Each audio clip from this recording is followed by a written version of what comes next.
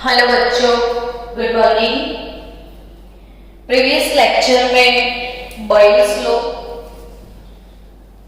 उसका statement, experiment वो सब देख लिया। आज वही बॉयल्स लॉ से शुरू करते हैं। एक्सपेरिमेंटल वेरिफिकेशन कैसे होता है बॉयल अंकल का। तो आपको ये बताऊं कि देखो ये बॉयल एपरेटस है। एक गैस जार आपको दिखता होगा, देखो गैस जार दिख रहा है ना, और वो इसके अंदर गैस है कितना 500 सेंटीमीटर क्यूब। और ये पिस्टन आप देख रहे हो, पिस्टन बिल्कुल सिंपल, ये गैस कंटेनर है, उसके ऊपर एक पिस्टन लगा हुआ है। और पिस्टन क्यों, तो प्रेशर अप्लाई करने के लिए। और जिसके अंदर जो गैस है 500 ml सेंटीमीटर क्यूब यानी ml, ये चीज याद रखना। 1 सेंटीमीटर क्यूब यानी 1 क्यूबिक सेंटीमीटर। तो CCB इसको बोलते हैं 1 cc। और 1 cc is nothing but 1 ml। तो 500 centimetre cube is nothing but 500 ml। Done. तो सेंटीमीटर क्यूब यानी ml, 1 सेंटीमीटर क्यूब 1 ml होता है। तो ये 500 ml गैस, और यहाँ पे जो एपरेटस लगा हुआ है प्रेशर मेजर करने के लिए, तो ये मर्क्यूरी है। और यहाँ पे 200 mm मर्क्यूरी हाइट दिखाया गया है, यानी प्रेशर 200 mm है। यहाँ पे वैक्यूम होता है। अब देखो ये वाली फिगर में कुछ और दिखता है, यहाँ पे प्रेशर डबल कर दिया। जो प्रेशर है वो डबल हो गया, देखो डबल प्रेशर।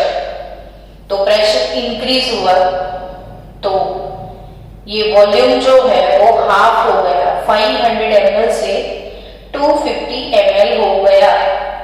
तो ये 200 ml प्रेशर था, 400 mm प्रेशर डबल किया, वॉल्यूम हाफ हो गया। प्रेशर डबल किया तो वॉल्यूम हाफ हो गया। तो चीजों को आराम से समझो कि प्रेशर आप इंक्रीज करोगे तो वॉल्यूम जो है वो डिक्रीज हो जाता है, यानी प्रेशर डबल हुआ, वॉल्यूम हाफ हो गया। अगर प्रेशर आप 4 टाइम इंक्रीज करते हो, 4 टाइम, तो वॉल्यूम 1/4 हो जाएगा, 4 टाइम डिक्रीज हो जाएगा। ग्राफिकल वेरिफिकेशन की बात की जाए बॉयल अंकल की, तो ग्राफिकल वेरिफिकेशन जो है, for graphical verification it is verified by plotting 3 graph. तो 3 टाइप के ग्राफ प्लॉट करके बॉयल लॉ को वेरीफाई किया। अगर किसी ने बोल दिया कि भाई P प्रोपोर्शनल टू 1/V, तो ऐसे एक्सेप्ट थोड़ी करना है, उसको प्रूव भी करना है ना। कोई भी एक नया जो रूल है और नया प्रिंसिपल एस्टैब्लिश होता है, तो वो प्रिंसिपल के बहुत सारे वेरिफिकेशन भी होते हैं। तो वेरिफिकेशन जो है वो एक्सपेरिमेंटल वेरिफिकेशन भी है, ग्राफिकल वेरिफिकेशन भी है। तो ग्राफिकल वेरिफिकेशन के लिए 3 टाइप के प्लॉट आपको सीखने हैं। 1P वर्सेस 1/V का एक प्लॉट है। दूसरा P यानी एक्स एक्सिस पे प्रेशर है, और P इंटू V जो कि पढ़ा था आपने, pressure into volume. Pressure into volume is always constant, यानी उसका वैल्यू चेंज नहीं होता है। और तीसरा प्लॉट जो कि P वर्सेस V का है। आप सबको पता है बच्चों कि एवरी वीक आपके एमसीक्यू के टेस्ट होते हैं 20 मार्क्स के, है ना। अभी फिर से केमिस्ट्री के वेडनेसडे है तो केमिस्ट्री के टेस्ट आएंगे, तो थियरी पोर्शन के भी टेस्ट होंगे और एमसीक्यू पोर्शन के भी। तो मैंने थियरी का जो है पेपर आपको भेज दिया है कि कितना थियरी आपको प्रिपेयर करना है, देख लेना ग्रुप में। और एमसीक्यू चैप्टर 4 से ही आएंगे 20 एमसीक्यू। अब तक जितनी थियरी 4 नहीं सॉरी 5 से, और चैप्टर 5 अब तक जितना पढ़ा आपने, intermolecular forces, types of van der वाल फोर्सेस, इंटरेक्शन एनर्जी वगैरह वगैरह, सब जो चीजें मैंने पढ़ाई है अब तक की थियरी में, वो अच्छे से लाइन बाय लाइन पढ़ लेना। उसमें से ही 20 एमसीक्यू मैंने निकाले हैं, तो वो 20 एमसीक्यू पक्के से आप प्रिपेयर कर लेना। P वर्सेस V, ये P वर्सेस V का प्लॉट, ये P वर्सेस PV का प्लॉट, और ये P वर्सेस 1/V का प्लॉट। इसमें P versus V curve shape में मिलेगा आपको कि एक चीज इंक्रीज होता है तो दूसरा डिक्रीज होता है। अब ग्राफ का क्या रोल, तो ग्राफ के एमसीक्यू भी होते हैं, आपको एक्सपीरियंस होगा टेस्ट में। तो ग्राफ के एमसीक्यू, ग्राफ आपको समझना है कि ये ग्राफ कौन से लो का है, किस चीज का ग्राफ है। प्रेशर वॉल्यूम है तो रिलेशन क्या है, तो प्रेशर जब इंक्रीज हो रहा है तो वॉल्यूम डिक्रीज हो रहा है। देखो जैसे जैसे आप इधर आ रहे हो वॉल्यूम ऐसे जा रहा है, तो एक चीज इंक्रीज हो रही है, एक चीज डिक्रीज हो रही है, और उस वक्त टेम्परेचर जो है वो कांस्टेंट रहता है, कांस्टेंट टेम्परेचर होता है। इसीलिए P वर्सेस V का जो प्लॉट है it is called isotherm. Isotherm किसको बोलते हैं, ऐसा एमसीक्यू अगर आए तो answer is P versus V वाले प्लॉट को क्या बोला जाता है, isotherm. It is Boyle isotherm, याद रखना। तो ये बॉयल आइसोथर्म है। सपोज आज मेरा मूड है कि मैं 200 केल्विन फिक्स टेम्परेचर पे ये प्रैक्टिकली एक्सपेरिमेंट किया, मुझे ये प्लॉट मिला। दूसरे दिन सुबह उठ के मैंने फिर प्रैक्टिकल किया, तब मैंने 400 केल्विन टेम्परेचर रख दिया। तीसरे दिन उठ के मैंने फिर प्रैक्टिकल किया 600 केल्विन टेम्परेचर कांस्टेंट, लेकिन पूरे एक्सपेरिमेंट के ड्यूरेशन। दूसरे दिन नया एक्सपेरिमेंट करूं तो टेम्परेचर मुझे चेंज कर सकती हूं मैं। तो यहाँ पे during the whole experiment temperature remain constant, but दूसरे दिन दूसरे एक्सपेरिमेंट में आप टेम्परेचर चेंज कर सकते हो। यानी कि आपको यहाँ ये देखना है कि जैसे टेम्परेचर इंक्रीज होता है ना, तो V प्रोपोर्शनल टू T आप जानते हो। जब टेम्परेचर इंक्रीज होता है तो वॉल्यूम भी तो इंक्रीज हो जाता है। तो लो टेम्परेचर पे अगर ये वॉल्यूम है तो हाई टेम्परेचर पे वॉल्यूम ऑब्वियसली इंक्रीज होगा। यानी आपको समझना है, आपको एग्जाम में ऐसे आइसोथर्म बना के दिया है, T1, T2, T3 ऐसे लिख दिया है, तो क्वेश्चन आ सकता है कि what is the relation between T1, T2, T3। तो आपको वो ध्यान में रखना है कि यहाँ पे जो हाई टेम्परेचर है तो वॉल्यूम हाई होगा, मे भी यहाँ हो सकता है यहाँ, लेकिन कहाँ है वो याद रखना है।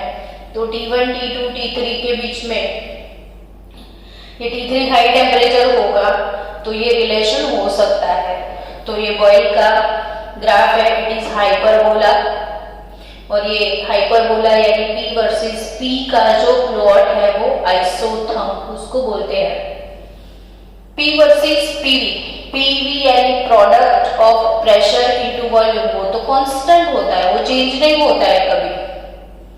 कितना भी प्रेशर इंक्रीज करो तो वॉल्यूम उस वक्त डिक्रीज होता है।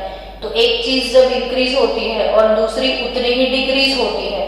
देखो प्रेशर अभी 1 बार है, वॉल्यूम 2 ml है, तो P इंटू V 2 हो गया। अब प्रेशर आपने हाफ कर लिया तो वॉल्यूम डबल हो जाएगा, तो अल्टीमेटली अगेन आंसर 2 ही आया। यानी कोई कितना भी प्रेशर चेंज करो, वॉल्यूम चेंज करो, लेकिन दोनों का जो मल्टीप्लिकेशन है इट रिमेन्स कांस्टेंट।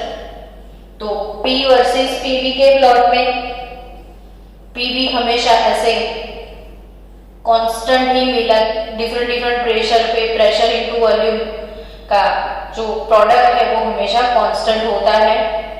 ये लोअर टेम्परेचर है, हायर टेम्परेचर पे P इंटू V इंक्रीज होता जाएगा। और P वर्सेस 1/V, तो ये डायरेक्ट रिलेशन हो गया। और जब डायरेक्ट रिलेशन होता है तो ओरिजिन पॉइंट से स्टार्ट होते हैं और डायरेक्ट रिलेशन में हमेशा स्ट्रेट लाइन होती है। तो ये P वर्सेस 1/V वो स्ट्रेट लाइन है, तो ये 3 प्लॉट है बॉयल वेरिफिकेशन के लिए। चलो ये 3 प्लॉट आप समझ चुके हो। आगे बढ़ते हैं बॉयल सम्स के लिए। तो आज हमको बॉयल के सम्स भी करने हैं और बॉयल सम्स करने के बाद कल हम चार्ल्स अंकल का जो चार्ल्स लॉ है वो पढ़ेंगे। तो आज के लिए सम्स लिखो इक्वेशन मेरे साथ, प्रॉब्लम प्रैक्टिस करेंगे थोड़े बहुत। तो problem 1, a vessel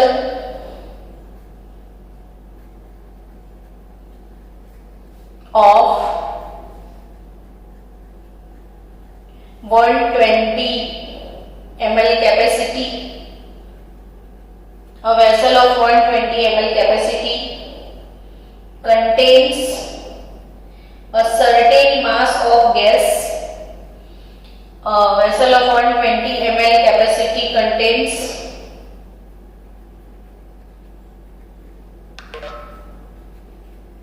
certain mass of gas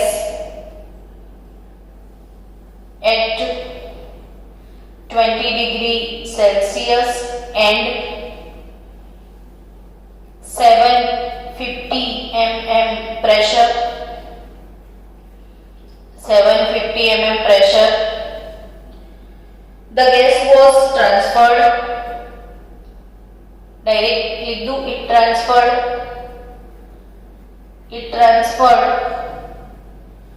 to a vessel. It transferred to a vessel whose volume is 180 ml. Then calculate pressure of gas at 20 degree Celsius. आराम से इसको पढ़ो, समझो, क्योंकि स्टेट्स ऑफ मैटर के अगर सम्स नहीं आते हैं तो नीट जी में प्रॉब्लम आ सकता है। ये वाले चैप्टर से नीट में कंपलसरी इक्वेशन आपको सॉल्व करना है, मे भी वो न्यूमेरिकल ही हो सकता है। तो a vessel of 120 ml contain gas at 20 degree Celsius and 750 pressure. So we have pressure at P1 condition 750 mm। मैंने प्रेशर के यूनिट आपको बताए थे, एटमॉस्फेयर, बार, mm, टोर या पास्कल, ये सारे यूनिट है प्रेशर के, मैंने लिखवाया था कल। और pressure P2 to be calculated।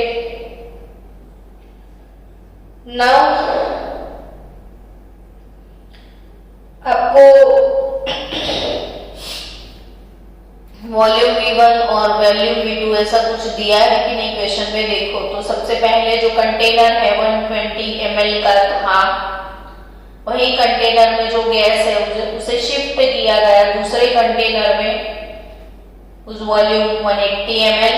तो 120 ml का कंटेनर चेंज करके गैस को ट्रांसफर किया गया 180 ml के कंटेनर में। जब वो 120 में था तो प्रेशर 750 था, तो अगर वो 180 में है तो प्रेशर कितना होगा? तो according to Boyle's law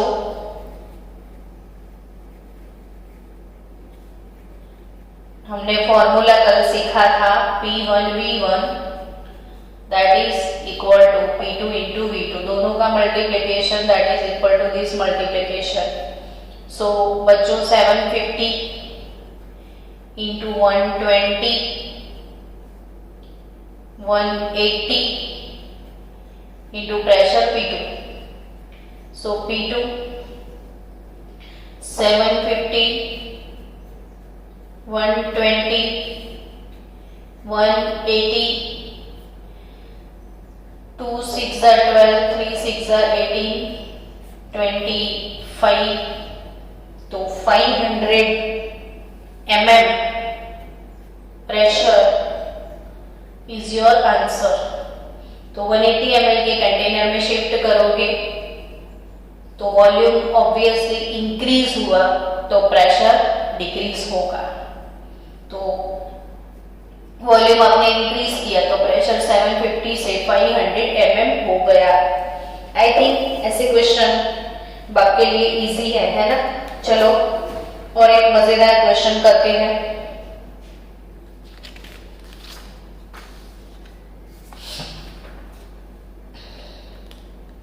problem 2, a balloon is filled with a balloon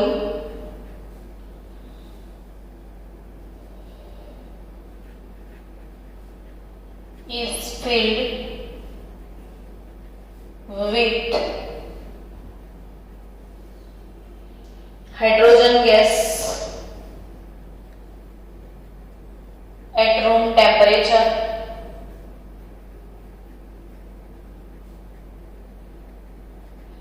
लिखते लिखते समझते भी जाना कि कोई एक बलून है, इस पे रूम टेम्परेचर पे गैस भरा हुआ है, वो गैस है hydrogen gas. It will burst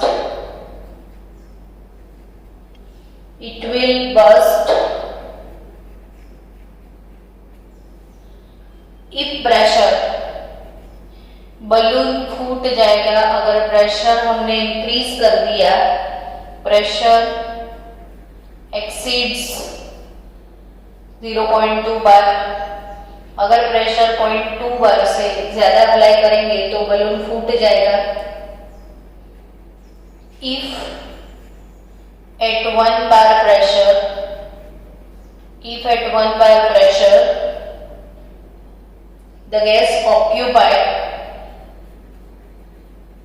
the gas occupy volume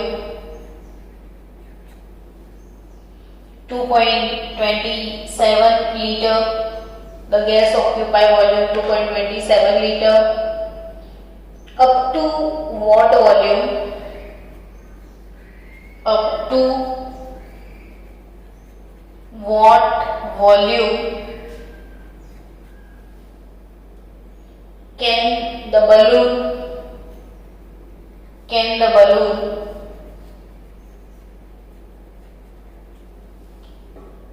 be expanded। चलो क्वेश्चन को आराम से चबा चबा के समझना है कि एक बलून है, उसमें गैस भर दिया है। अगर वही बलून का प्रेशर 0.2 बार से ज्यादा कर दिया तो वो बस्ट हो जाएगा यानी फूट जाएगा। If at 1 bar pressure the gas occupy volume 2.27 liter, so up to what volume can be balloon be expanded। अब इसमें जो प्रोवाइड किया है ना वो लिखते जाओ तो भी पता चले कि कौन सा लो अप्लाई करना है। So we have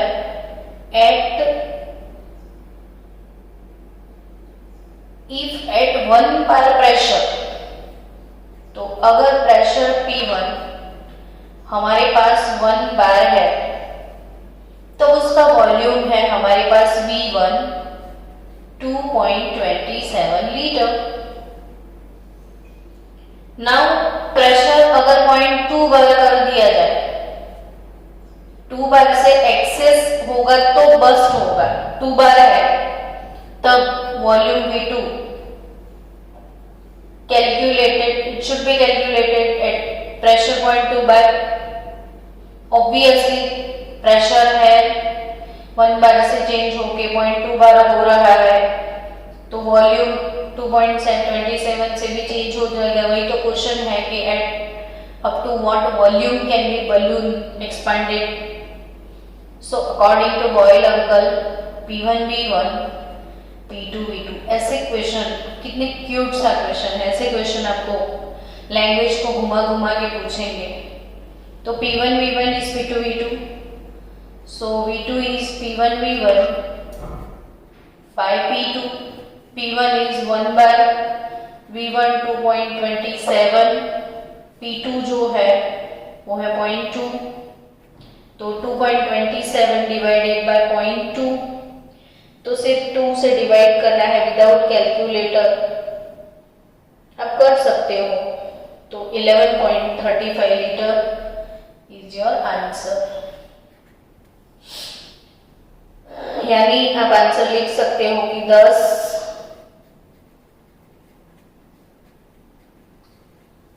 the balloon can be expanded,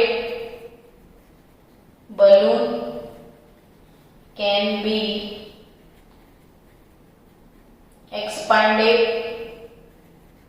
up to 11.35 litre. अगर इससे ज्यादा आपने एक्सपांड किया तो beyond this volume it will burst. 11.35 तक आप एक्सपांड कर सकते हो और beyond this volume it will burst. अब मैं आपको प्रैक्टिस के लिए 5 सम्स भेज दूंगी, लेकिन आप अपनी टेक्स्ट बुक देखो सब लोग। चलो टेक्स्ट बुक खोलो और टेक्स्ट बुक के अंदर प्रॉब्लम्स है तो एक्सरसाइज देखो। चलो जल्दी fast, text book open your text book, page number 142 पे प्रॉब्लम 5.1 जो है वो मैंने अभी सॉल्व करवाया। अपना प्रॉब्लम 5.1 टेक्स्ट बुक का वही हमने सॉल्व किया है। क्लियर? अब टेक्स्ट बुक का 5.1 अगर सॉल्व हो गया है तो लास्ट पेज पे जो एक्सरसाइज है, टेक्सचुअल एक्सरसाइज, वो देखो। और टेक्सचुअल एक्सरसाइज में आपके पास सबसे पहला क्वेश्चन है, what will be the minimum pressure. चलो एक्सरसाइज टेक्स्ट बुक का वो सॉल्व करना है आपको। 5.1 what will be the minimum pressure required to compress 500 decimeter cube of air at 1 bar to 200 decimeter cube at 30 degree Celsius। यानी कि what will be the minimum pressure required, तो pressure P1 उस पे volume V1 है क्या वो check करो। What will be the minimum pressure required to compress 500 decimeter cube, तो P2 V2 वॉल्यूम है 500 decimeter cube of air at 1 bar to 200 decimeter cube। तो 500 डेसीमीटर क्यूब है तब प्रेशर 1 बार है। तो अगर उसको कंप्रेस करना है 500 डेसीमीटर क्यूब को, एक्चुअली इसको P1 लिख दो, इसको V1 लिख दो, P2 V2 लिख दो। तो वॉल्यूम 500 डेसीमीटर क्यूब है, उसको कंप्रेस करना है 200 डेसीमीटर क्यूब तक, तो कितना प्रेशर अप्लाई करना पड़ेगा। सो P1 V1 is P2 V2 according to Boyle's law, V1 है 500 डेसीमीटर क्यूब, प्रेशर P1 है 1 बार, प्रेशर P2 आपको कैलकुलेट करना है और V2 है 200 डेसीमीटर क्यूब। तो 5/2, P2 इज नथिंग बट 2.5। अब P1 का यूनिट बार था तो P2 का यूनिट भी आपको बार यूज करना है। तो P2 is nothing but 2.5 bar. Now textual exercise question 5.2। 5.2 आप खुद बैठ के सॉल्व करो। अभी चलो एक क्वेश्चन खुद से कर सकते हो। मैंने 5 मिनट दिए, 5.2 सॉल्व करो, चलो जल्दी से। चलो टेक्सचुअल 5.2 आपने सॉल्व कर लिया, आंसर मिला आपको 0.8 बार। और एक चीज आपको सॉल्व करनी है। नेक्स्ट हम बात करें तो हमने ऐसा कुछ पढ़ा था कि डेंसिटी और प्रेशर के बीच में भी रिलेशन एस्टेब्लिश होता है according to Boyle's law. As we know that P into V is nothing but constant, है ना? And density D is nothing but mass by volume. So what is volume here? तो mass by D. If we put value of V here, तो Pm by D is equal to K. So P proportional to D. ये formula हमने derive किया था कि density का pressure के साथ डायरेक्ट रिलेशन है, यानी at constant temperature density of a fixed amount of gas is directly proportional to its pressure, और P is equal to nothing but KD। So P by D अगर लेना है या D बाई P आपको लेना है, डजंट मैटर, तो it is constant. So D1 by P1, D2 over P2। एक और आपके पास फॉर्मूला आ गया बॉयल अंकल के हिसाब से। तो चलो एक क्वेश्चन ऐसा भी हो जाए। प्रैक्टिस नीट लेवल पे करना है, बोर्ड लेवल पे नहीं। तो सारी चीजों को हम साथ साथ लेके जाएंगे। हमें ये नहीं देखना है कि कितना कोर्स कट हुआ है, ठीक है। ऑन सी लेवल लिखो एक प्रॉब्लम। ऑन सी लेवल यानी अभी हम जिस सरफेस पे हैं उसे सी लेवल बोलते हैं, हम माउंट आबू पे नहीं है, ठीक है। तो हम जहां पे है सी लेवल पे, वहां पे हमारे ऊपर जो प्रेशर अप्लाई होता है एटमॉस्फेरिक प्रेशर, अभी आप जहां पे बैठे हो तो आपकी बॉडी के ऊपर एटमॉस्फेरिक प्रेशर अप्लाई होता है, और वो एटमॉस्फेयर आपकी बॉडी के ऊपर 1 बार प्रेशर अप्लाई करता है। कितना प्रेशर अप्लाई करता है एटमॉस्फेयर आपकी बॉडी के ऊपर? 1 bar. So on sea level the pressure of gas is 1 bar on sea level। the pressure of gas is 1 bar, ये चीज याद रखना। चलो अब हम प्रॉब्लम सॉल्व करते हैं कि if the density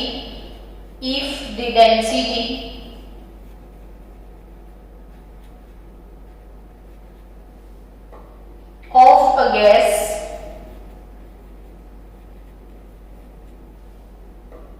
at sea level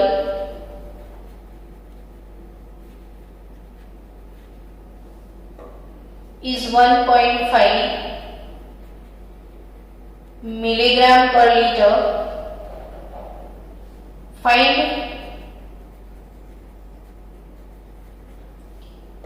the density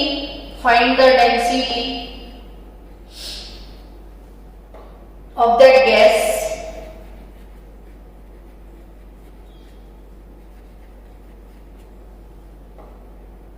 on Mount Abu having pressure 0.5 bar। चलो क्वेश्चन को रिपीट कर लो एक बार आराम से। If the density, yes 5 minute છે ને જે આપણી જોડે પણ, हाँ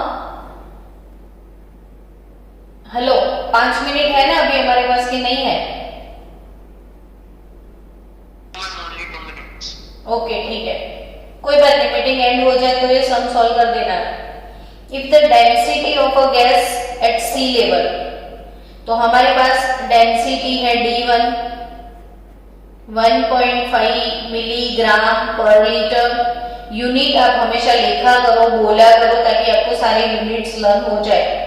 मास बाय वॉल्यूम, तो मिलीग्राम में मास, वॉल्यूम लीटर में, तो मिलीग्राम पर लीटर डेंसिटी का यूनिट है। तो ये डेंसिटी 1.5 मिलीग्राम पर लीटर है। Find the density of that gas, यानी D2 density of that gas हमको फाइंड करना है एट माउंट आबू, जहां पे प्रेशर है P2 0.5 बार। तो हम अभी the density of a gas at sea level, मैंने अभी एक बात सिखाई कि on sea level the pressure of gas is 1 bar. ये क्वेश्चन में नहीं दिया है, लेकिन हमको याद रखना है कि हम सी लेवल पे है, तो प्रेशर P1 1 बार होता है ना। तो if we have D1 P1 D2 P2, then apply this formula D1 upon P1 is equal to D2 upon P2। चलो फास्ट, सो D2 क्या होगा, तो D2 is nothing but D1 P2 by P1, D1 P2 by P1।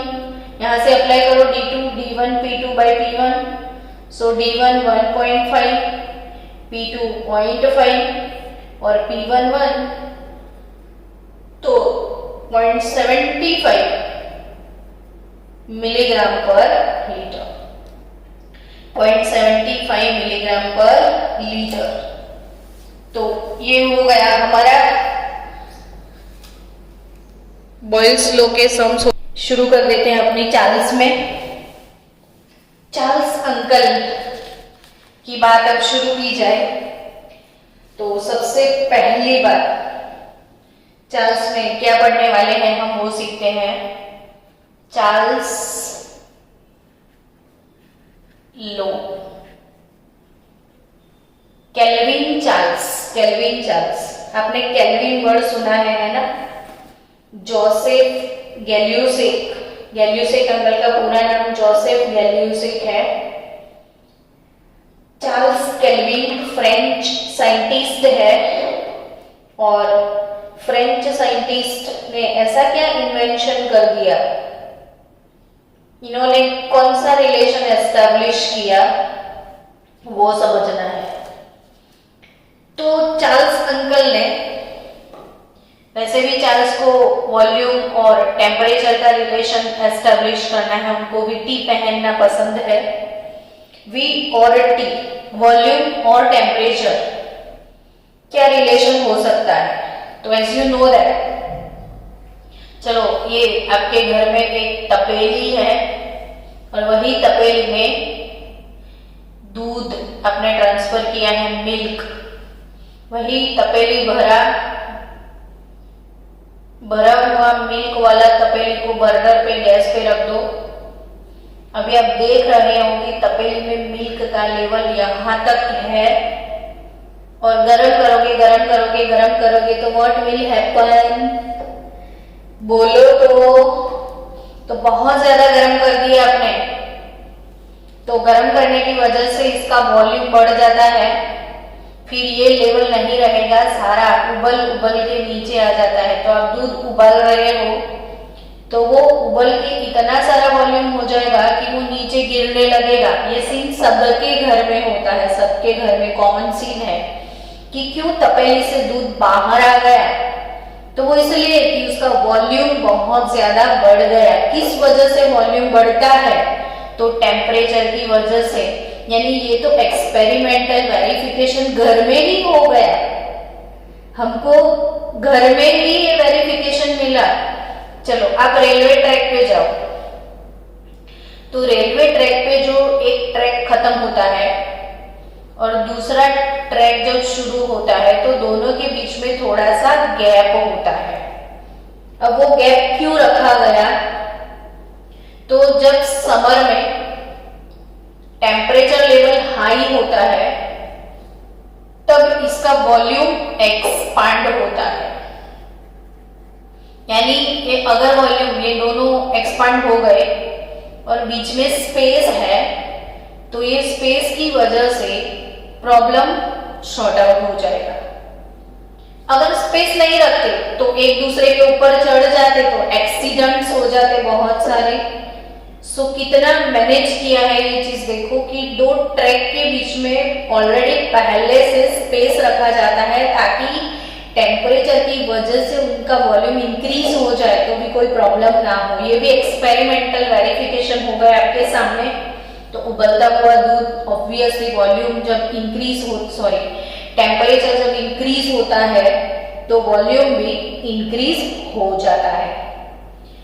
आज और एक चीज आपको समझानी है कि हम कभी पढ़े थे कि कोई भी टेम्परेचर है 10 डिग्री सेल्सियस, अगर मुझे 10 डिग्री सेल्सियस को केल्विन में कन्वर्ट करना है। चैप्टर नंबर 1 में हमने सीखा था कि there are 3 scale for temperature, degree Celsius, degree Fahrenheit और केल्विन। और केल्विन जो है वो SI यूनिट है टेम्परेचर के लिए।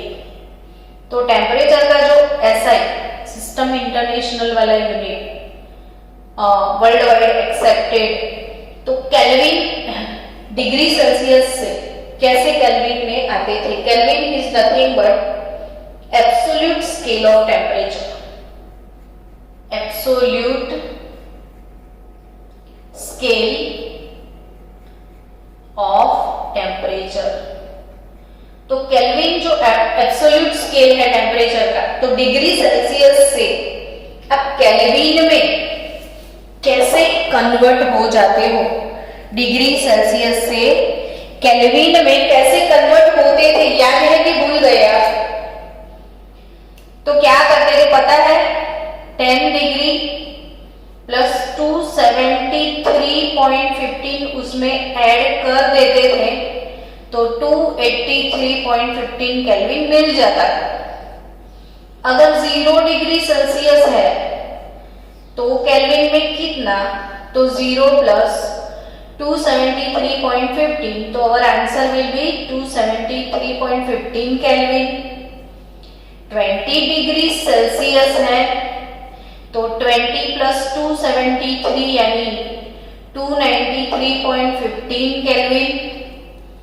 तो क्वेश्चन अराइज होता है कि क्यों 273.15 को ही पसंद किया, कोई और फिगर क्यों पसंद नहीं किया, है ना? तो ये एब्सोल्यूट टेम्परेचर जो है 273.15 degree Celsius minus 273.15 degree Celsius, जिसको 0 केल्विन में कैसे कन्वर्ट किया गया, कैसे पता चला, ये ख्याल कहां से आया? तो ये जो ख्याल है वो ख्याल आने की वजह हम समझते हैं आज कि क्यों सिर्फ 273.15। बच्चों अच्छी तरह से समझ लेना। चलो एक एक्सपेरिमेंट किया जाए। उस एक्सपेरिमेंट सेटअप में कोई एक कंटेनर लिया जाए,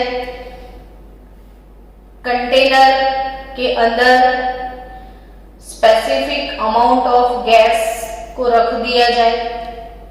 so we have specific volume V1 here.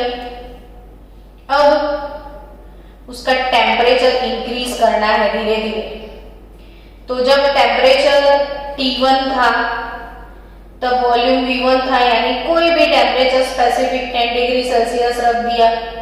उस वक्त वॉल्यूम आपने मेजर कर लिया x1, चलो फिर 20 डिग्री थोड़ा इंक्रीज करो, फिर वॉल्यूम देखो कितना इंक्रीज हुआ, फिर 30 डिग्री कर दो, फिर वॉल्यूम देखो कितना, यानी एक्सपेरिमेंटल सेटअप, यानी धीरे धीरे धीरे आप टेम्परेचर को इंक्रीज करते जाओ, वॉल्यूम इंक्रीज होता जाएगा, उसको मेजर करते जाओ और फिर हमारे पास एक डेटा बन जाएगा कि इतने वॉल्यूम पे, इतने टेम्परेचर पे इतना वॉल्यूम। अब जब डेटा कलेक्ट होता है तो उसका ग्राफिकल रिप्रेजेंटेशन किया गया। तो ग्राफ ध्यान से समझना, ग्राफ अब सबको पता है ये एक्स एक्सिस है, ये वाई एक्सिस है, वाई पे वॉल्यूम V को रखा गया और x पे टेम्परेचर चलो 100 degree Celsius, 200 degree Celsius, 300 degree Celsius, -100 degree Celsius, -200 degree Celsius, -300 degree Celsius. और आपको पता है कि टेम्परेचर जैसे इंक्रीज हो रहा है, वॉल्यूम भी इंक्रीज हो रहा है। देखो वॉल्यूम का वैल्यू ऊपर तक ऐसे पहले इतना था, धीरे धीरे इंक्रीज होता है, तो ऐसे आपको ग्राफ मिलेगा। तो ये हो गया ग्राफ। अब ग्राफ प्लॉट किया, एक्सपेरिमेंट तो यही हुआ था ना कि जैसे आप वॉल्यूम टेम्परेचर इंक्रीज करोगे वॉल्यूम इंक्रीज होगा। इससे उल्टा सोचो, अगर टेम्परेचर डिक्रीज किया जाए तो वॉल्यूम डिक्रीज होगा, तो डिक्रीज होते होते होते इतना डिक्रीज हो जाए, इतना डिक्रीज हो जाए कि वो सब्सटेंस गायब ही हो जाए। तो क्या प्रैक्टिकली कभी आपने ऐसा देखा कि सब्सटेंस कोई गायब हो जाए? वो तो मैजिक हो जाएगा फिर तो वो तो होता नहीं है। तो प्रैक्टिकली कोई सब्सटेंस वॉल्यूम इतना डिक्रीज हुआ, इतना डिक्रीज हुआ, इतना डिक्रीज हुआ कि सब्सटेंस गायब हुआ, वो प्रैक्टिकली पॉसिबल नहीं है। लेकिन सब्सटेंस को आपको गायब करना है तो ग्राफिकली पॉसिबल है। तो इस ग्राफ को एक्सटेंड किया गया पीछे कि देखो अब जैसे टेम्परेचर इंक्रीज हुआ तो वो स्ट्रेट लाइन मिला, ये चीज भी इंक्रीज हुआ तो डिक्रीज करते जाओ। इसका मतलब क्या हुआ कि टेम्परेचर डिक्रीज हुआ तो वॉल्यूम डिक्रीज होगा। तो टेम्परेचर और डिक्रीज किया, ग्राफ पेपर पे और डिक्रीज किया और डिक्रीज किया, तो यहाँ ये वाले पॉइंट पे वॉल्यूम 0 हो गया, यानी सब्सटेंस गायब हो गया। तो ये जो पॉइंट है वो -273.15 डिग्री सेल्सियस मिला। वाओ, यानी ये टेम्परेचर पे वॉल्यूम 0 हो जाता है। फिर दूसरा एक्सपेरिमेंट हुआ, मतलब आज एक सेटअप है, कल दूसरा सेटअप है, तीसरा सेटअप है, ऐसे ढगलो ग्राफ प्लॉट किए गए, ढगलो एक्सपेरिमेंट किए गए, लेकिन एक चीज कॉमन मिली, कितने भी ग्राफ प्लॉट किए, कितने भी एक्सपेरिमेंट किए, लेकिन जब एक्सटेंड किया गया सबको तो सिर्फ एक ही पॉइंट पे वॉल्यूम 0 मिला। यानी 10, 12, 50 ग्राफ आप प्लॉट कर लो, लेकिन जब एक्सटेंशन हुआ सबका तो एक ही पॉइंट ऐसा था जहां पे सबका वॉल्यूम 0 होता था। यानी बच्चों वो टेम्परेचर था -270, ये माइनस में जा रहा है, देखो ये प्लस टेम्परेचर है और यहाँ पे वॉल्यूम 0 हो गया, तो वही टेम्परेचर को 0 केल्विन बोल दिया गया। तो -273.15 degree Celsius is equal to 0 Kelvin. समझ रहे हैं?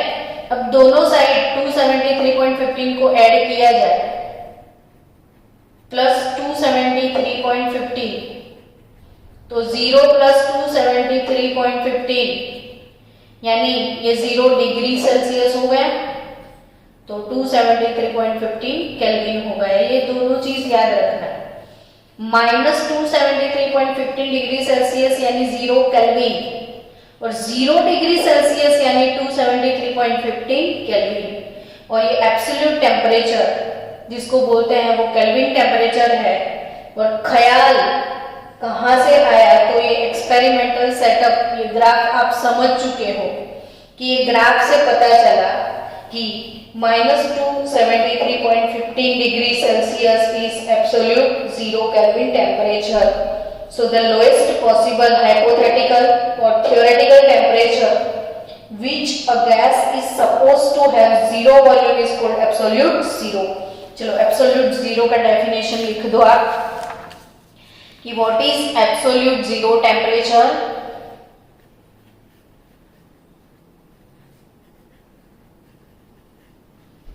सब लोग डेफिनेशन लिख दो, फिर बार बार ये क्वेश्चन कौन करवाएगा आपको। तो the lowest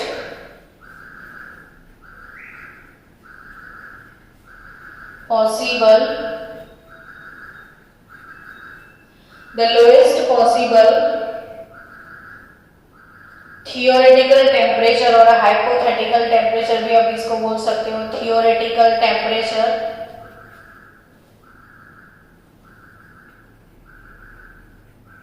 of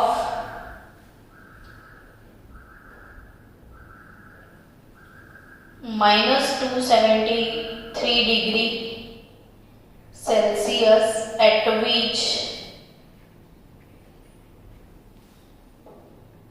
a gas is supposed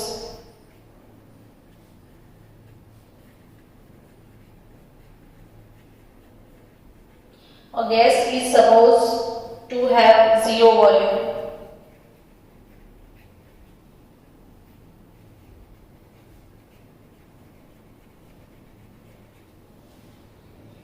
Is called absolute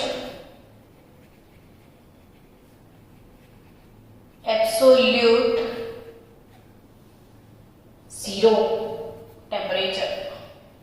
तो एब्सोल्यूट जीरो टेम्परेचर यानी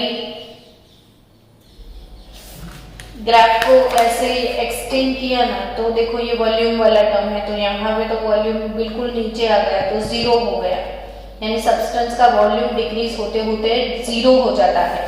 तो वो कौन से टेम्परेचर पे जीरो होता है, तो -273 डिग्री सेल्सियस पे जीरो होता है। इसलिए -273 डिग्री सेल्सियस